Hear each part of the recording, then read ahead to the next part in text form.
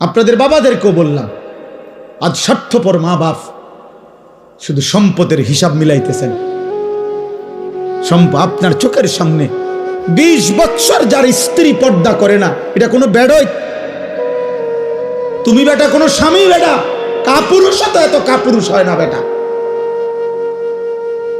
মুসলমান তো দূরে থাক, আত্মমর্যাদা যার আছে, আত্মসম্মান, আত্মবিবেক, তার স্ত্রী বুঝি, বেটি আমার বউ, আমি বিবাহ করলাম, হালাল পবিত্র স্ত্রী আমার, তোমার রং চায় রাস্তার বেড হইত, তোমার এটা কিতা, আমনি কিতা, আমনি প্লাস্টিক নি,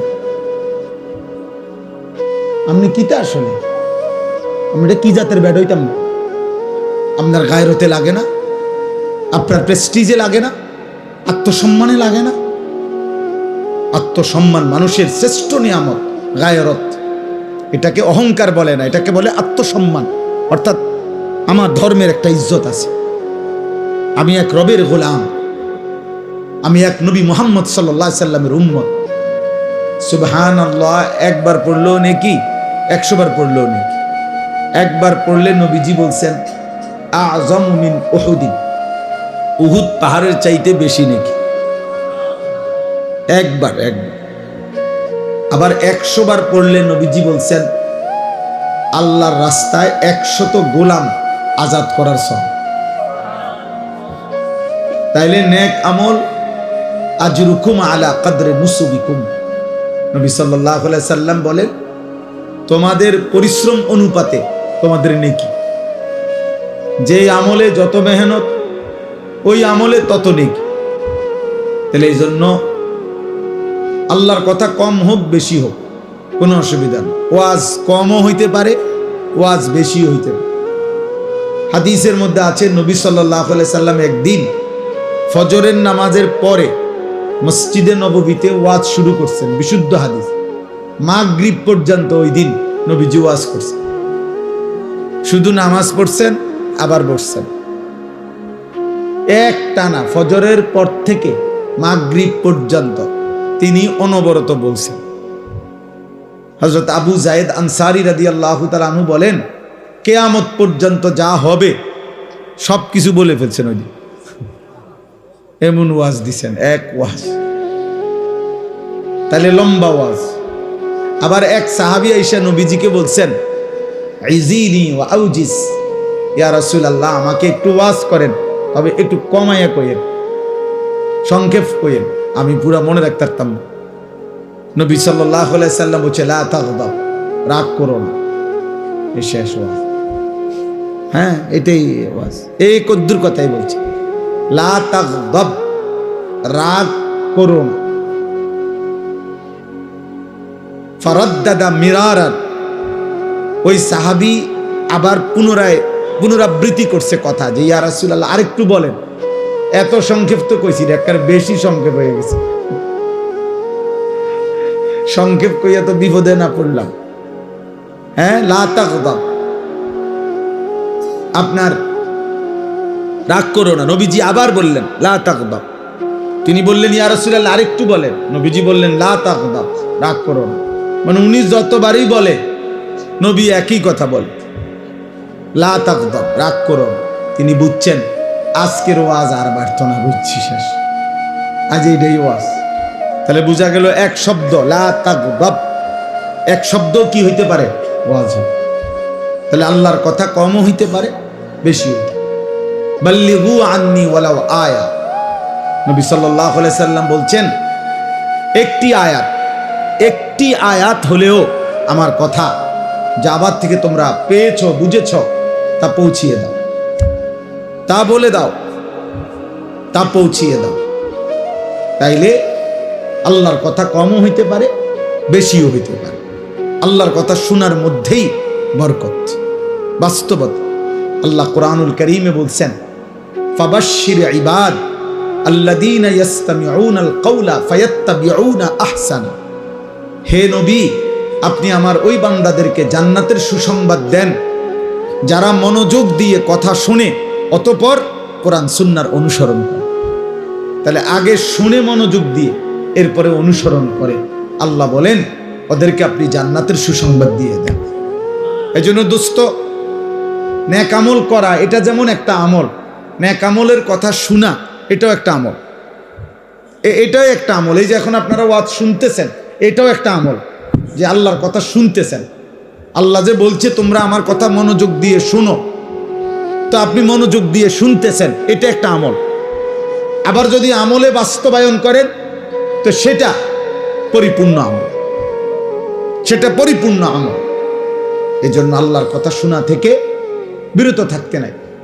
অনেক সময় শয়তান ওয়াসওয়াসা দেয়, আরে বুঝছি তুই আর ওয়াজ হইনা কিরবি, তুই তো এই হওয়া দে রে, বুঝেন নাই? তুই আর কি, তুমি যে দেখছি আজ যে 6 বছর ধরে তো ওয়াজে হনো, কই তুমি যে রুম আছে এমন না। না, মানুষের প্রত্যেকটা নেক কথা, কোরআনের প্রতি কথা, খোদার কসম, এটা দিলে আসর করে। হয়তো গুনাহের কারণে এটা জ্বলে উঠতে পারতেছে না, কিন্তু কোনো একদিন আল্লাহ চাইলে এই সুপ্ত ঈমান, ভিতরের সামান্য বারুদ জ্বলে উঠবে। কোনো এক কথায়, কোনো এক বাক্যে, কোনো এক শব্দে আল্লাহ চাইলে কারো জিন্দেগি বদলে যায়। মূলত হেদায়েত, জীবনের পরিবর্তন, এ তো আল্লাহর হাতে। এটা তো মূলত আল্লাহর হাতে। কোনো বক্তা, কোনো ওয়াইজ, কোনো নবী, কোনো আউলিয়া কারো হাতে না। এই জন্য নবীজি সাল্লাল্লাহু আলাইহি সাল্লাম নিজেই বলে নিতেন আগে, যখনই নসিহত করতেন। তো আমরা যে হুজুররা খুতবা পড়ি, ওয়াজের শুরুতে বৈশা আমরা একটা খুতবা পড়ি না, যে এখন পড়লাম আলহামদুলিল্লাহি নাহমাদুহু ওয়া নাস্তাঈনুহু ওয়া নাস্তাগফিরু, এটা কি খবরের কাগজ পড়ি নাকি? না, এটা নবী সাল্লাল্লাহু আলাইহি সাল্লামের সুন্নাত, এটা তিনি পড়তেন। তো এখানেই নবীজি আগে নিজেই কথা ভাঙ্গা লইতেন, মানে নিজেই আগে কথা পরিষ্কার করে নিতেন যে শুনেন, ওয়াজ করমু ঠিক আছে, তবে এটা মনে রাখবেন, মান ইয়াহদিহিল্লাহু ফালা মুদিল্লা লাহু ওয়া মান ইউদ্লিলহু ফালা হাদিয়া লাহু। আল্লাহ যাকে হেদায়েত দিবেন তাকে কেউ পথভ্রষ্ট করতে পারবে না, আল্লাহ যাকে পথহারা করে দিবেন তাকে কেউ হেদায়েত দিতে পারবে না। তার মানে আমি বলা দায়িত্ব, কিন্তু মূল ফয়সালা কোথায়? আসমান। মূল ফয়সালা আল্লাহর কাছে, আল্লাহর কাছে, আল্লাহর কাছে। হযরত ওমর রাদিয়াল্লাহু তাআলা আনহু তিনি রওনা দিছেন নবীজি সাল্লাল্লাহু আলাইহি সাল্লামের গর্দান নেওয়ার জন্য, তরবারি হাতে, প্রচন্ড উত্তেজিত, রাগান্বিত, হাতে খোলা তরবারি, কলিজার ভিতরে কুফরি, নবীর প্রতি প্রচন্ড গোসা, উন্মুক্ত তরবারি। এই অবস্থায় আল্লাহ বলছেন আমি হেদায়েত দেব। আপনি যদি বলেন এটা বুঝে একটা কথা হইলো, এটা বিচারের কথা হইলো, আপনি এর কি বুঝে হেদায়েত দিবেন? তে যায় কোন দিকে আপনি বুঝেন না? আল্লাহ বলবেন আমার ইচ্ছা, তোমার সমস্যা কি? তোমার অসুবিধা কি? আমি হেদায়েত দেব। তো ঠিকই আল্লাহ এই চলার পথেই, ওই দিনেই, এই তরবারি হাতেই, এই রাগান্বিত অবস্থাতেই ওমরকে হেদায়েত দিছেন। তো ওমর কালেমাওয়ালা হয়ে গেছে। আবার আবু তালেব, নবীজির আপন চাচা, নবীর দাদা আব্দুল মুত্তালিব, তিনি ওনার হাতে তুলে দিয়ে গেছিলেন নবীজিকে, নবী সাল্লাল্লাহু আলাইহি সাল্লামকে 12 বছর বয়সে অথবা 8 বছর বয়সে, তো ধরে নিলাম 12 বছর। এই 12 বছর বয়সে নবীজির দাদা আব্দুল মুত্তালিব আবু তালেবের হাতে নবীজিকে তুলে দিছিলেন। বলছে আমার নাতি, বাবা হারা এতিম নাতি তোমার হাতে তুলে দিলাম। আমার নাতির বাবা মারা গেছেন আব্দুল্লাহ, অতএব তুমি সন্তানের কাছে আমি আমার নাতিকে দিয়ে গেলাম। এই যে দিয়ে গেছে নবীজিকে আবু তালেবের হাতে, নবীজি সাল্লাল্লাহু আলাইহি সাল্লামের বয়স যখন 50, তখন আবু তালেব ইন্তেকাল করছে। তো 12 থেকে 50 মোট 38 বছর, এক টানা 38 বছর, প্রতিটা সুখে দুঃখে জীবনের 38 বছর এক টানা নবীজির পাশে ছিলেন, আদর করছেন, সোহাগ করছেন, আশ্রয় দিছেন, ভালোবাসা দিছেন, সার্বিক তদারকি করছেন এই আবু তালেব। এর মধ্যে ইসলাম প্রচারের পরেও আরো 10 বছর, কারণ নবীজির ইন্তেকাল, নবীজির বয়স যখন 50 তখন তিনি ইন্তেকাল করছেন। তাহলে নবীজি 40 বছর বয়সে কালেমার দাওয়াত শুরু করছেন, তাহলে তো এখানে আরো 10 বছর, মানে নবীজি ইসলামের দাওয়াত শুরু করছে যখন, তখনও উনি নবীজিরে পাইছে আরো 10 বছর, আগের 28 বছর, তাহলে 28 আর 10 এই 38 বছরের আদর সোহাগ, 38 বছরের এই ভালোবাসা, নবীজির পাশে থাকার পরেও আল্লাহ বলছে বন্ধু আমার বুঝে ধরে নাই, আমি চাইলাম না, আবু তালেবকে হেদায়েত দিলাম।